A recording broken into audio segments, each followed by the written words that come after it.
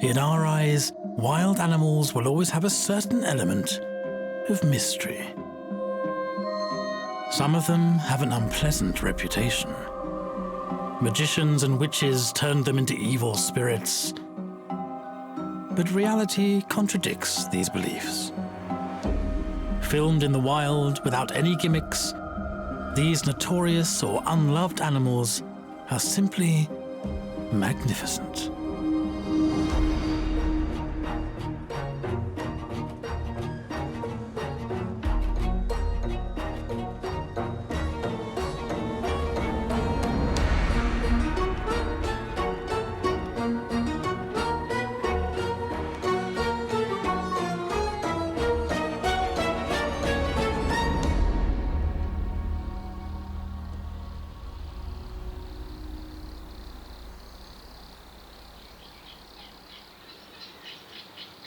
The first morning mists appear in the woods and rivers.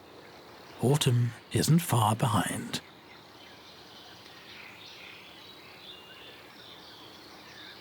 At this time of year, legends say the forest is shrouded in mystery and hides all kinds of evil spells. In truth, it encourages one of its most discreet guests to break its reserve.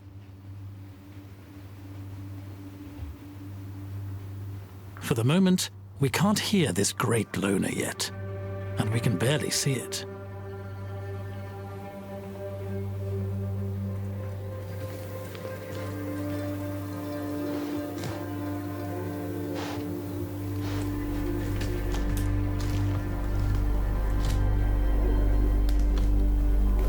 Its majestic crown reveals its presence, and that's what makes it so imposing.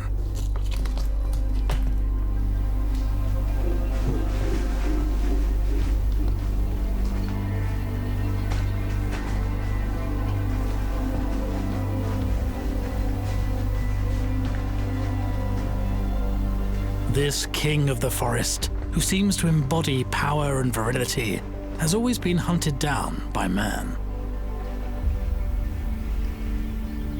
What's it blamed for? Its taste for young shoots and tree bark. Undoubtedly a pretext to justify hunting it.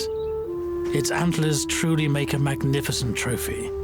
It has long adorned the shields of the rulers who, for that matter, reserve the privilege of shooting it down. This large animal that can weigh 250 kilos is very impressive, but it's secretive and fearful, and flees at the slightest suspicious noise.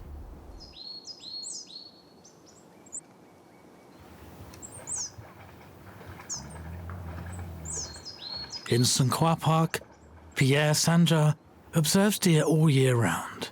He clearly understands their uniqueness. Stags live alone. The older they are, the more like a ghost in the forest they are. À l'écoute du moindre bruit, comme s'il avait conscience de porter la semence, quoi. They're alert to the slightest noise, Sortir de la forêt, il est extrêmement always on their guard, méfiant, il est toujours sur ses gardes. which is what makes this animal so Justement, exciting. C'est un animal passionnant. Fascinated perhaps by his presence, man both admires and envies the stag. Hence the many legends that attribute demonic powers to it, and sometimes even enviable virtues.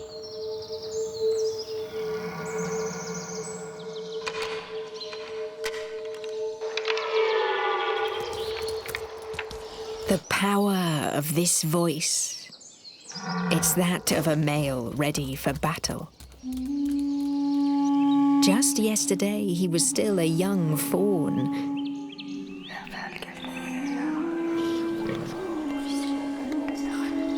And now, he's the king of this forest, a king wearing a crown.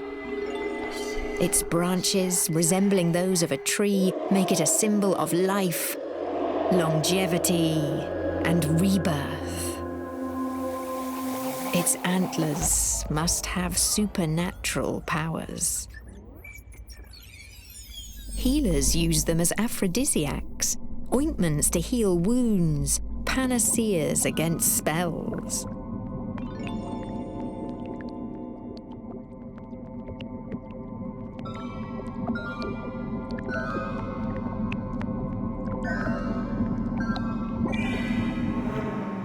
But here's another figure.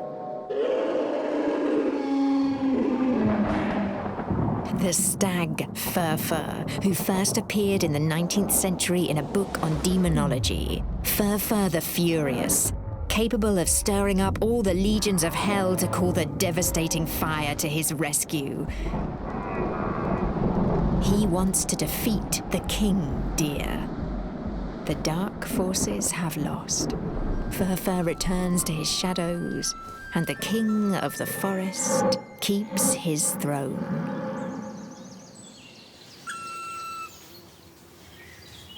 In our forest, in solitude, the stag wait for the greatest event of the year, the bellowing season.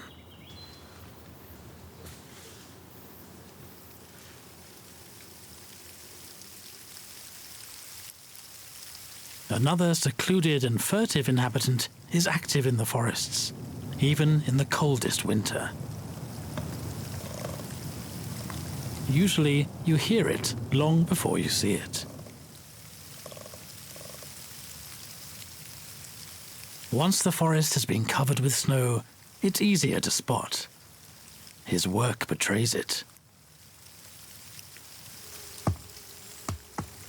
At the foot of his tree, the chips pile up.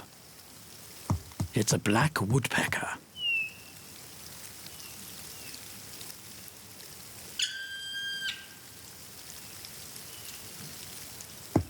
This male is carving a box to shelter his future nest. Not far away, a female watches him. If the male succeeds in seducing her with his building skills, if the future nest suits her, she might even take him as her partner.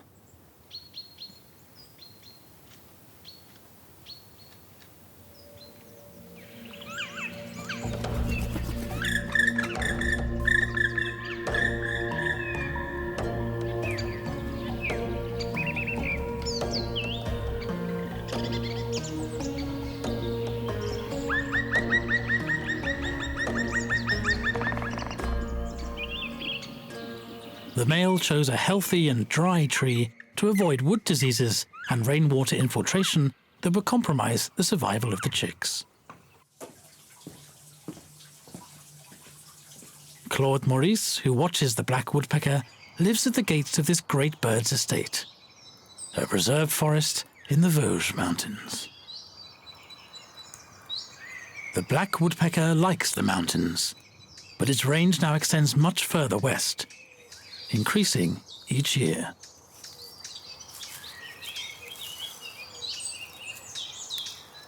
I've tried to make students love nature throughout my career as a teacher, and it works well with children. But once you get older, you start being afraid of anything. We're not afraid of what's needed. We're afraid of what's not a problem. The raven is black, the cormorant is black, the blackbirds, the black cats, the black bugs, witches are black at night.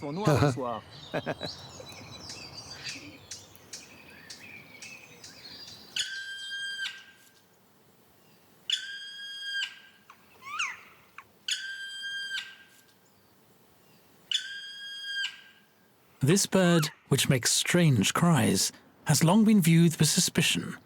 Its plumage is black like the raven's, and in our societies, black is the colour of death. From there, it only has a step to associate the woodpecker with witches.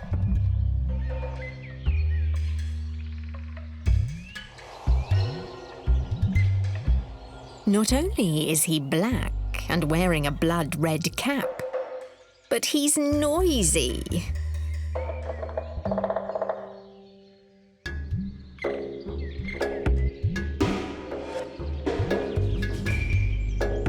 This drumming, doesn't it sound like the noise the witches make on their Sabbaths? One of them once turned into a black woodpecker and began to haunt some of the trees in the forest. A real pair of woodpeckers wanted to make their home in one of these trees, but the witch cast a spell on it.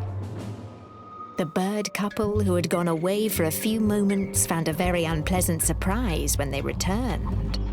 The entrance to their lodge is covered with a grid. The male can drum like a moving Roman army, but he can't get into his lodge. To be released from the curse, he must find a martagon lily. One petal is enough to blow off the grid. The pair returns to their lodge. In the human imagination, this bird was in turn evil and a victim of evil spells, but always a remarkable architect.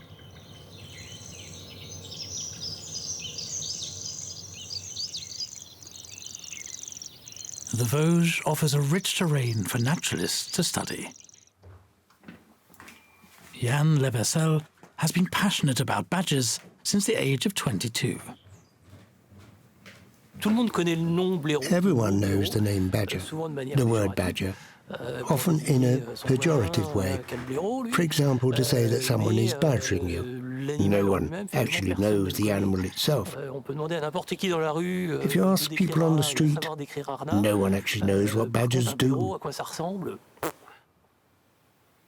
The badger is nevertheless a fascinating animal, and Jan will help us discover its secret life. We meet these builders at the edge of the forest.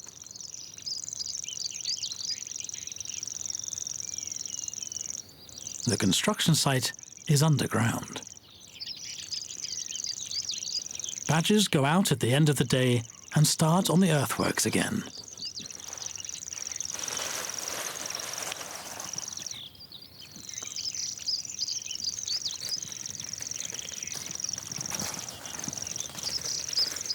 Digging the ground, clearing the ground, digging again.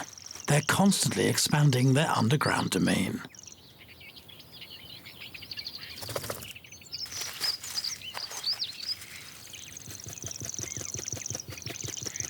Their burrow is a remarkable labyrinth.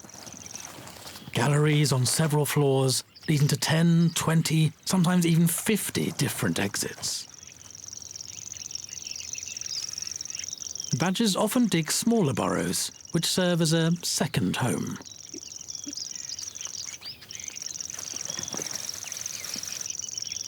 Men have invented many ways to hunt badgers in their galleries, because they cause too much damage to crops and can carry diseases. And the badger is an elusive creature who only comes out at night. That's all it took to ignite the imagination. Since the Middle Ages, its nocturnal habits have been associated with some evil doings. Then you do whatever it takes to get rid of it.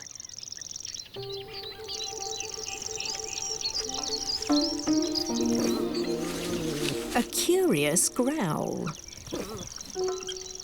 Clawed paw prints. And voila! He waited until nightfall to leave his burrow like a masked bandit. He's not alone. There's a whole clan of evil creatures there. Poor. They engage in strange rituals. They stink. And they're greedy. They eat whatever they come across, plant or animal.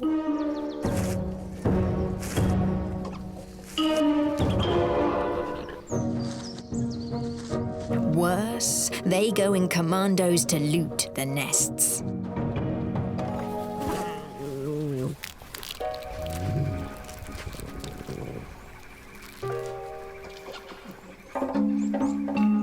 But the worst and most worrying thing is what they do underground. They dig tunnels to reach the underworld or laze around. We'll get the hunters to kill these filthy beasts. We're going to skewer them, smoke them out. With claws and teeth, the bandits attack the dogs and try to escape. But we're better hunters, and we'll bring them out of the depths of the earth where they plot with the occult forces. We'll make boots from their fur. With their fat, concoctions against rheumatism. And this is how, by inventing 1,001 defects, men got into the habit of tracking badgers. Fortunately, their ingenious work as a digger saved many lives, and still saves more.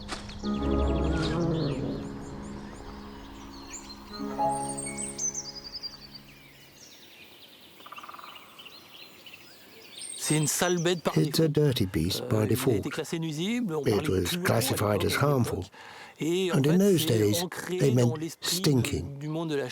There's a belief in the hunting world that badgers are a dirty beast, but a hunter won't really be able to tell you why.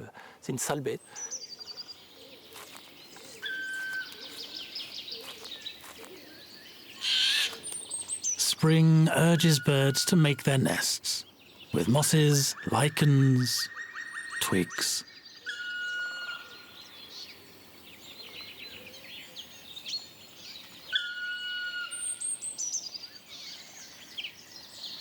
The black woodpecker isn't content with a plant mattress. He wants his nest solid, deep, safe. He digs it with the force of his beak. He's been at work for weeks.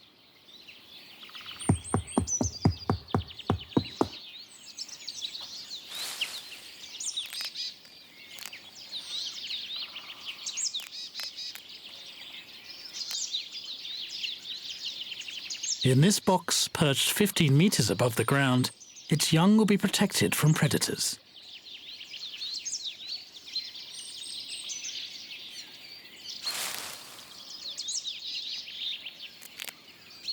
The female seems definitively conquered. She'll stay close to the nest until the day she moves in. From time to time, she'll examine the site more closely.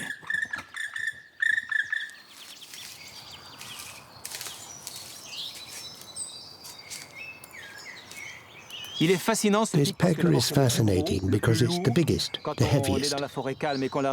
You can hear it hitting a tree. It's really a powerful bird. He's very shy.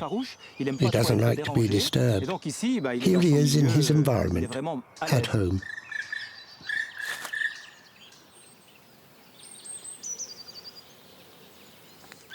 The green woodpecker also digs a cavity.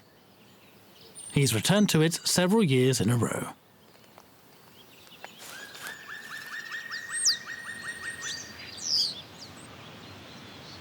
The black woodpecker prefers to relocate almost every year to avoid being spotted by predators.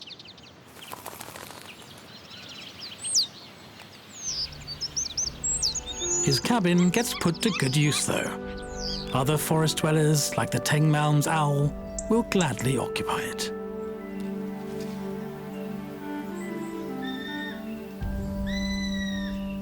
The woodpecker is what's called an umbrella species, an animal whose ecological niche allows many others to live or reproduce safely.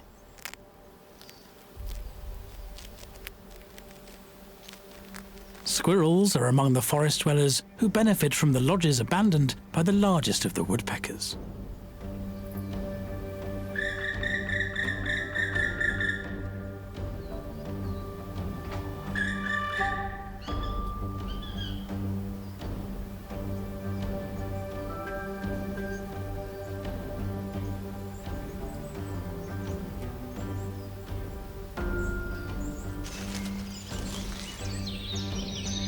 Some birds haven't made their nests yet, and time is running out.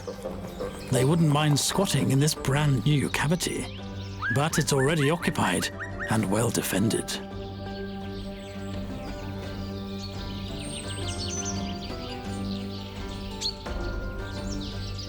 Always on the alert, on the lookout for the slightest intruder, the woodpecker won't let anyone settle here.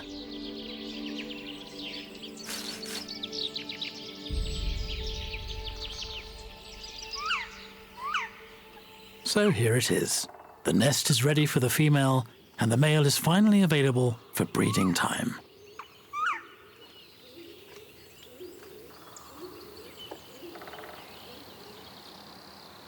Everywhere in nature, seduction can be a big part of reproduction.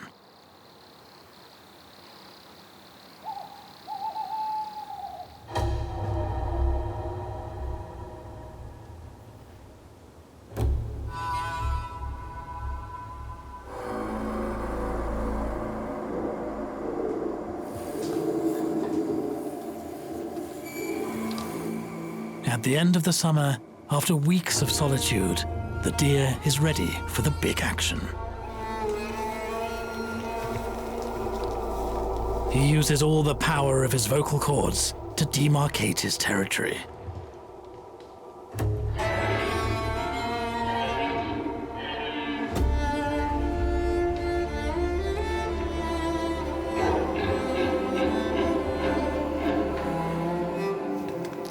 He snorts.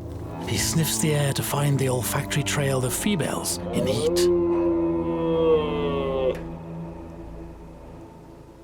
With this brief and hoarse cry, he affirms his presence.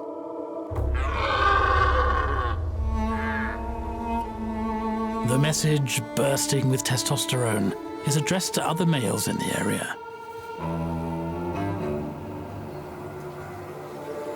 Because he's not alone in this war of conquest.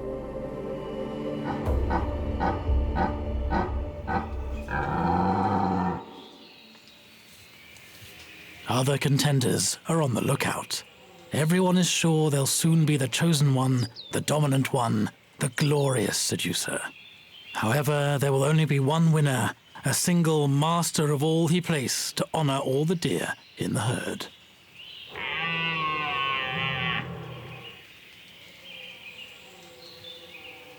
In St. Croix Park, the transformation of this solitary animal into a rutting stag is being studied.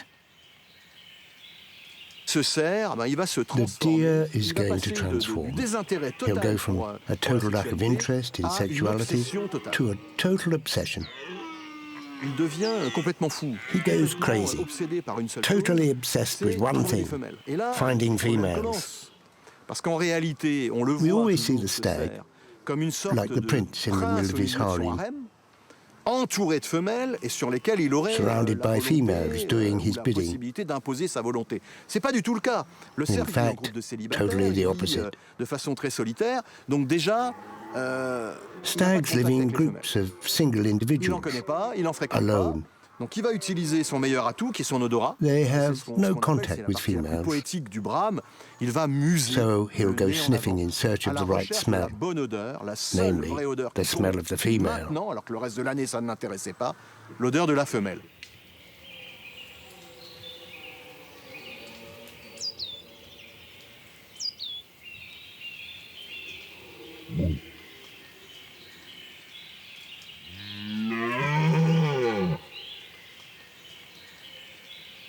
The rest of the year, he has no voice. It's only now that he can make a bellow, a very powerful sound. It's really an expression of frustration.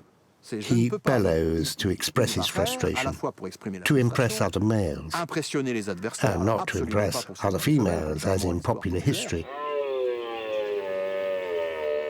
On the contrary, they're rather disturbed.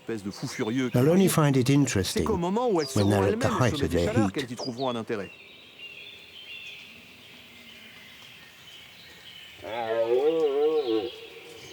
He'll have to wait for the signal, the smell emitted by does when they're sexually receptive.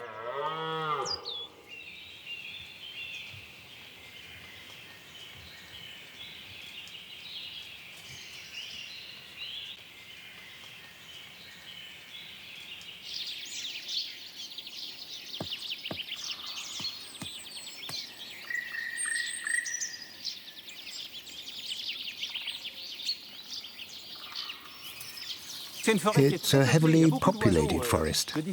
There are a lot of birds of different species. This is a short-toed tree creeper, and he defends his territory by keeping out all the other males in the area. That's why he sings to birds, especially those that are territorial. I'm home, go away, to all those competitors who want to settle down.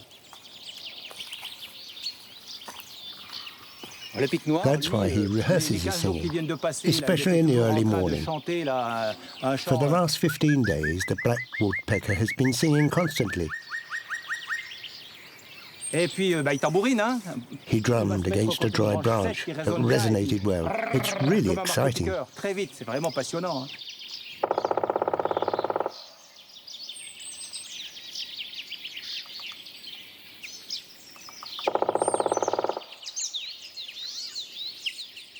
The black woodpecker chooses very dry trunks for maximum resonance. His percussions carry more than a kilometre.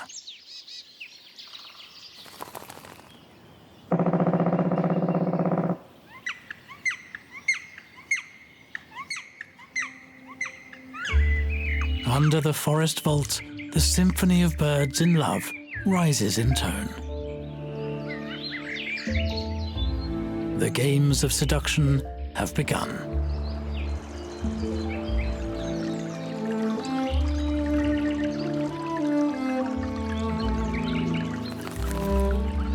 To please his beauty, the kingfisher brings her an offering.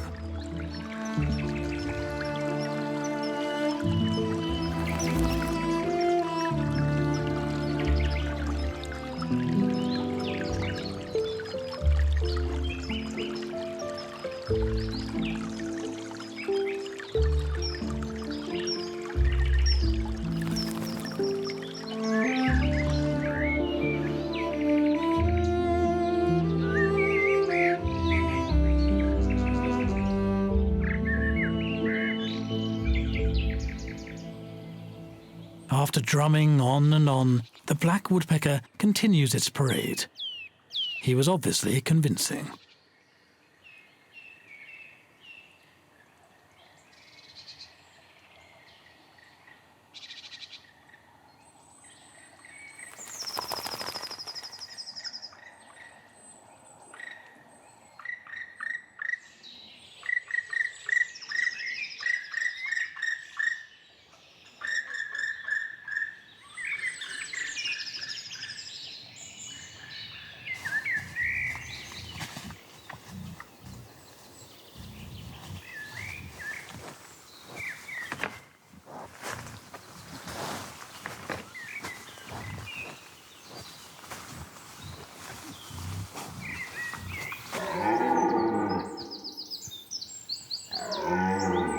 Among deer, the breeding season drags on. In mid-autumn, this male, infused with desire, is still waiting for the does to show their willingness.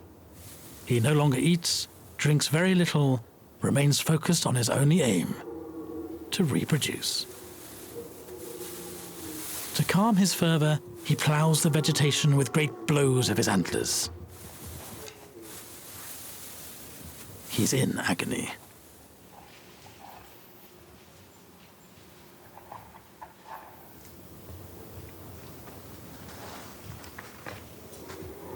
Younger stags also burn with rutting fever, but with no hope of reproducing before the age of 5 or 6.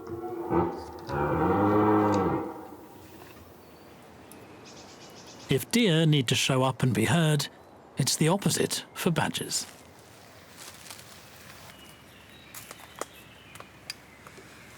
Jan Lebersel has identified an observation site from which he can sometimes film and photograph badgers. He is very careful not to get into the wind. The badgers would smell it immediately.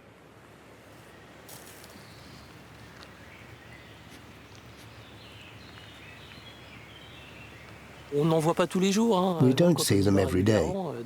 Even if we go there regularly, it's very stealthy. It comes out of its burrow and leaves.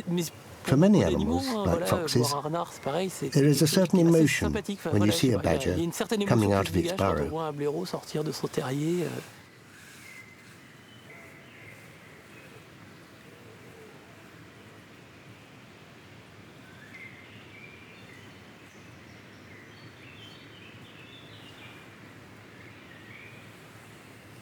I don't know if we have any communication with the badgers. Sometimes, when we're on the lookout, I feel like the badgers know we're here. They're looking at us. They will occupy a lot of the land beyond us. There are behaviours that give me this feeling. It's not scientific. It's an impression that the badgers know that we're there and that we film them without disturbing them.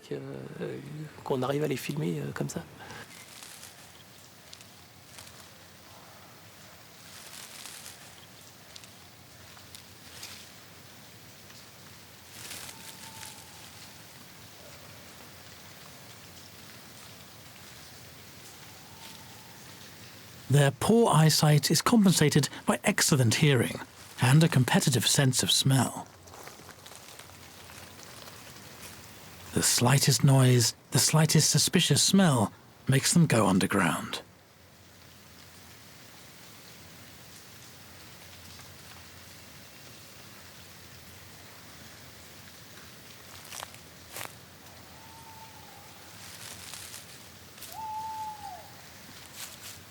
At night, anything dangerous is sleeping.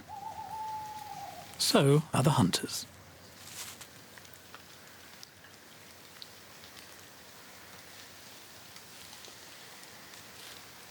That's why badgers prefer to go out in the moonlight to inspect their territory, hunt earthworms, or quench their thirst.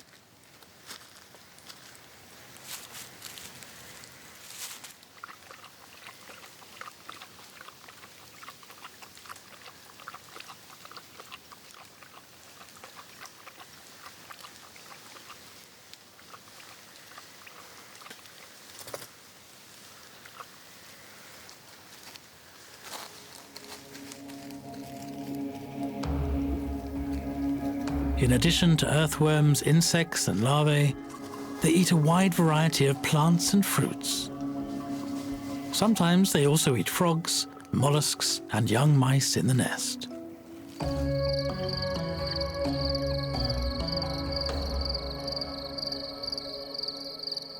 Males often venture into the plain with determination. They go in search of another forest, a new home, a new partner. This change of address isn't just a whim. It provides the genetic mixing that's needed to limit inbreeding.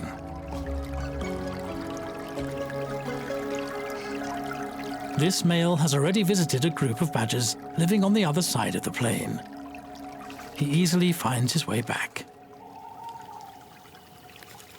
He finds a female there. It takes them a few minutes to recognize each other.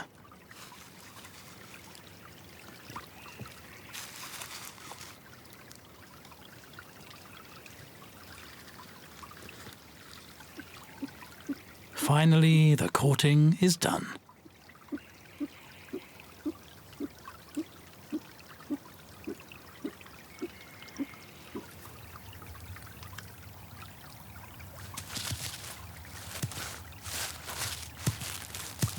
The male leaves quickly. The female then harvests mosses and dead leaves that will be used to line the underground chambers of the burrow.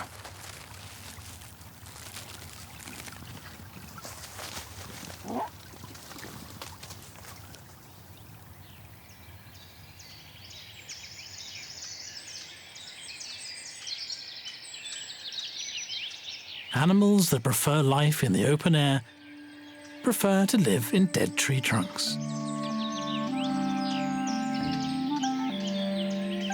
The holes in this old birch tree interest a black woodpecker. Only one of these duplexes is already occupied by squirrels. They're obviously not happy with the arrival of this flying tenant.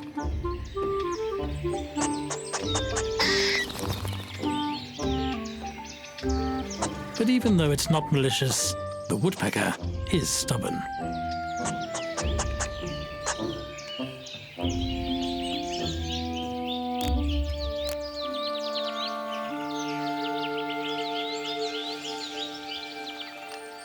Trees that naturally die standing are called candles. Larvae and carpenter ants enjoy this soft wood and accelerate its decomposition.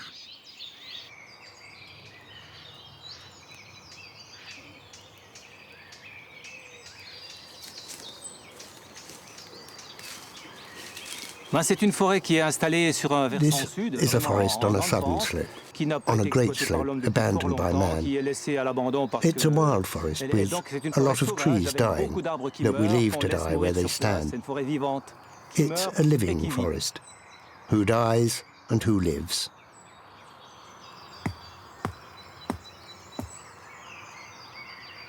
Le pic s'installe avec ses... Il a deux doigts devant, deux doigts derrière, et il s'accroche contre le... The woodpecker clings to the trunk and progresses by resting on its tail. It makes a strong impact with its beak and puts its long, sticky tongue into the holes and hooks the insects to eat them. It splits the bark into pieces. Chips are found everywhere. That's how we detect its presence. When you see it tapping, it's really fascinating. Not everyone sees it. You have to look for it, or be very lucky. The black woodpecker perceives the slightest movement of thousands of insects hidden under the bark. With its solid beak, it exposes the stumps and traps ants with its long and sticky tongue.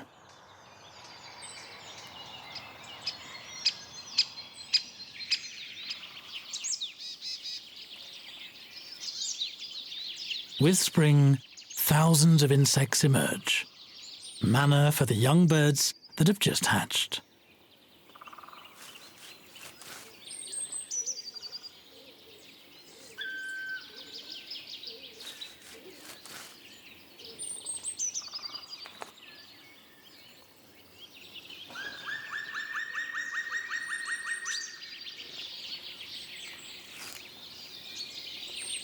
In the black woodpecker's lodge, 3 little ones are clamoring. The male and female take turns supplying them.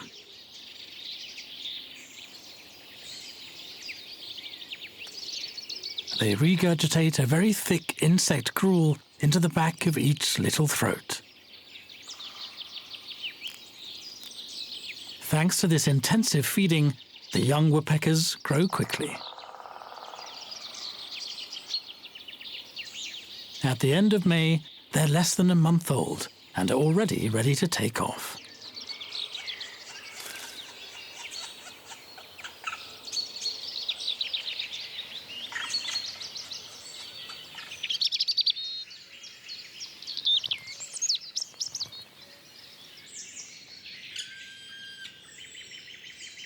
The precociousness of the young black woodpeckers enables their parents to raise a second clutch.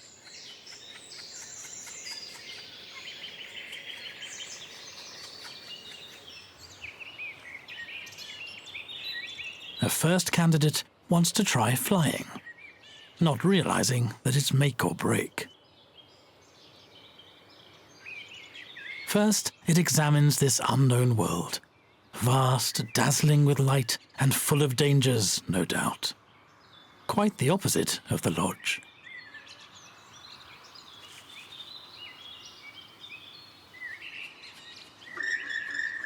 He still hesitates.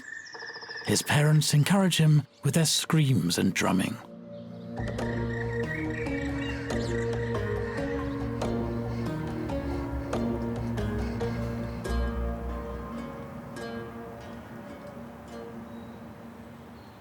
The black woodpecker lives in the world up above, the upper floors of the forest.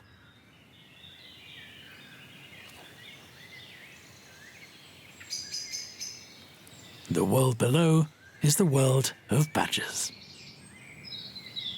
They sometimes go out in broad daylight, but with the greatest of caution.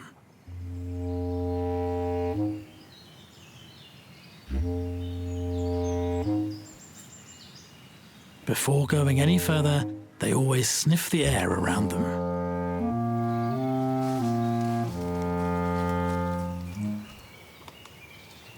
The young ones were born in this burrow. They're not allowed to leave their rooms yet. Will this beautiful spring day be a good time for their first outing?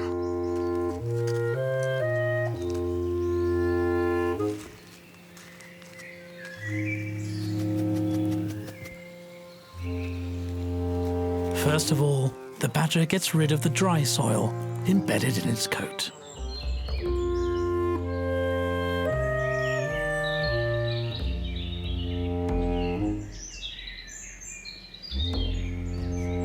Second priority, shaking out its fleas and itchy lice constantly.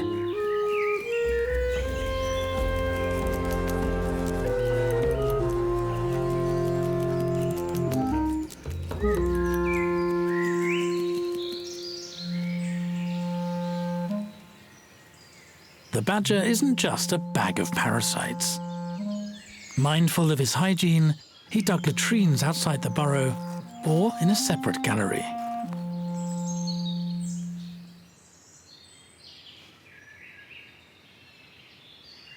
For a long time, we thought the badger was solitary, which made it even more diabolical in the eyes of its critics. In fact, it lives in clans, usually of 3 or 4 individuals.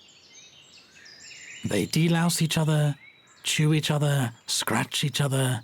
Grooming is done in groups. More than mutual help, it's a way to reconnect and build relationships.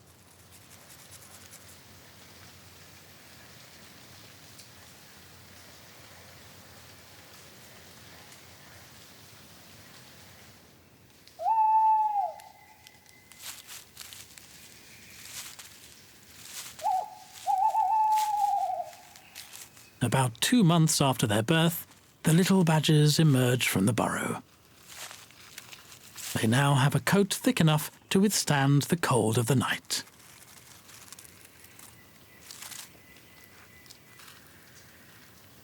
They grew up on a cozy little space, warmed by their mother's presence.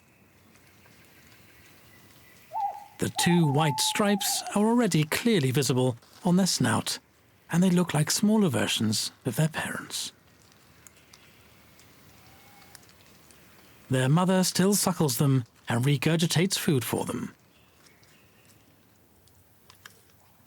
This first outing will be educational. Lesson number 1 is in the form of a game. The mother hides a worm. She wants to train her babies to find their own food.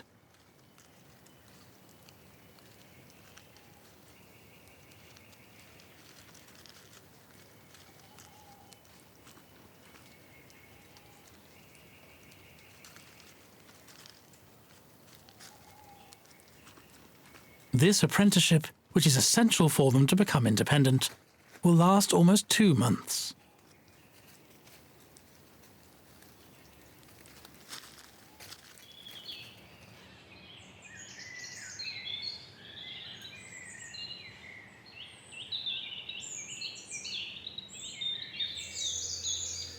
To signal their membership in the clan, badgers mark each other and mark their domain with the same fragrant secretions.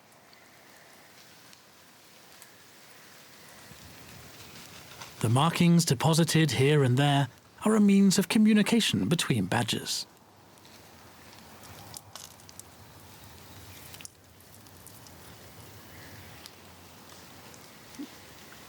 The clan lives peacefully. No leader, no power struggle. Life is sweet for badgers. The little ones tumble, jostle, chew each other. It's the age for playing.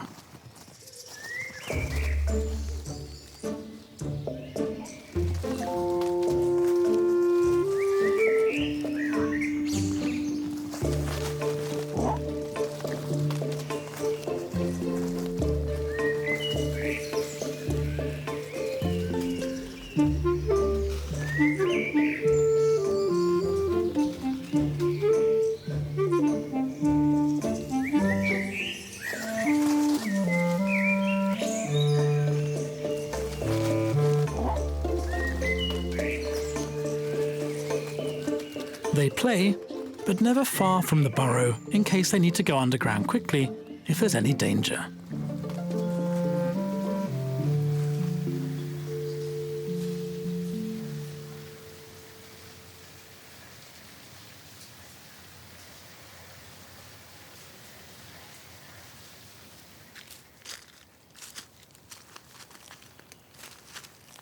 In summer, badgers sometimes sleep outside the burrow.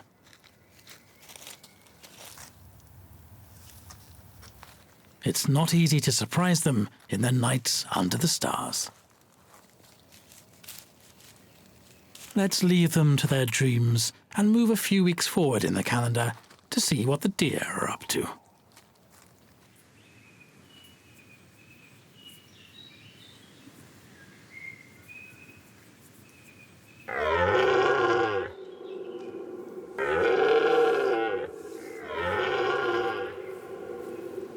Les femelles vivent en harde. Females live in Donc herds.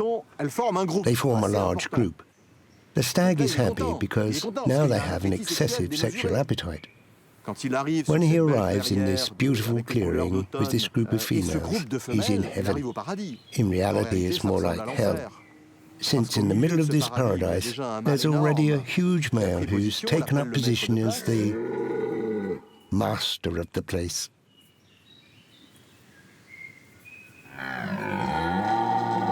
Les femelles sont inaccessibles. The females Car are ce inaccessible. monstre de puissance This est là, mighty behemoth is très there, excité, very très excited, énervé, très very puissant, angry, très impressionnant. very powerful, Donc, very malgré impressive. l'excitation que je peux ressentir, je vais d'abord ce qu'on The appelle me females satelliser become the autour de ces focus of femelles, elles vont interest. devenir vraiment mon centre d'intérêt.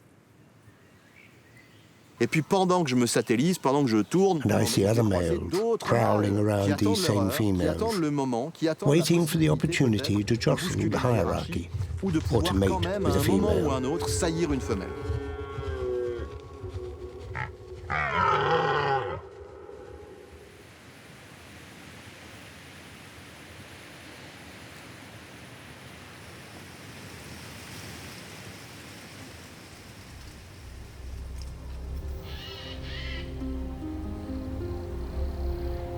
Autumn is well underway, and the excitement is at its height for both large males and the younger ones.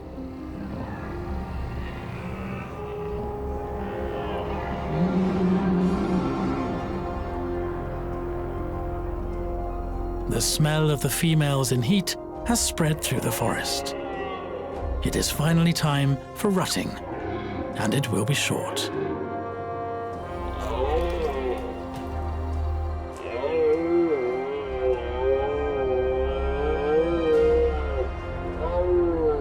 The bellowing challenges are multiplying, but there will only be one chosen one. The others are condemned to bellow without ever mating, unless they cheat.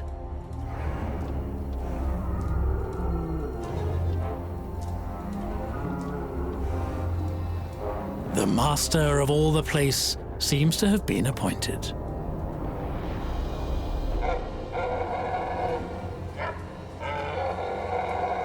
He parades in the middle of the herd, proudly displaying his antlers. Nature knows what she's doing. She selects the strongest male to ensure the strongest possible offspring. But he hasn't won yet, because other stags are lusting after the herd.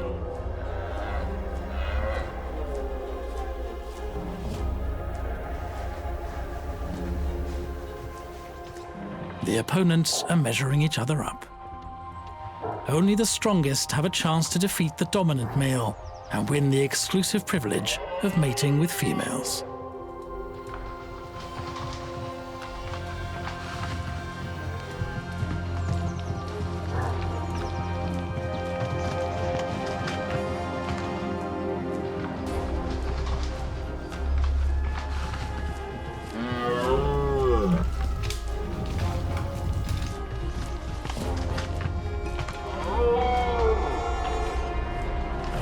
A male of the same age and power challenges the dominant one to a duel.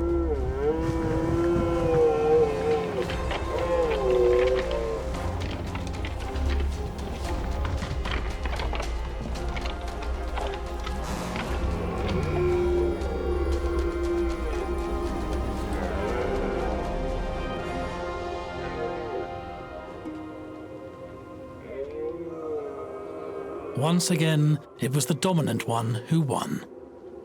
The challenger will have to wait till next year to try his luck again.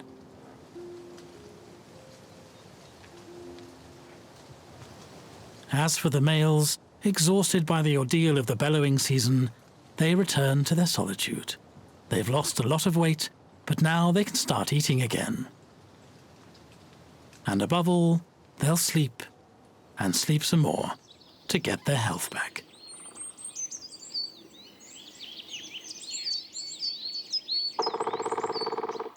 This is how life goes in our forests, where the same rituals are repeated indefinitely. Among its dark copses, we can find gems. It's also surprising to hear animals without seeing them. They're smart as elves, not demons. The forest is a benign space. We can enter without fear. It has no trolls, no devils, no hungry wolves. Only creatures that are like it. Beautiful and wild.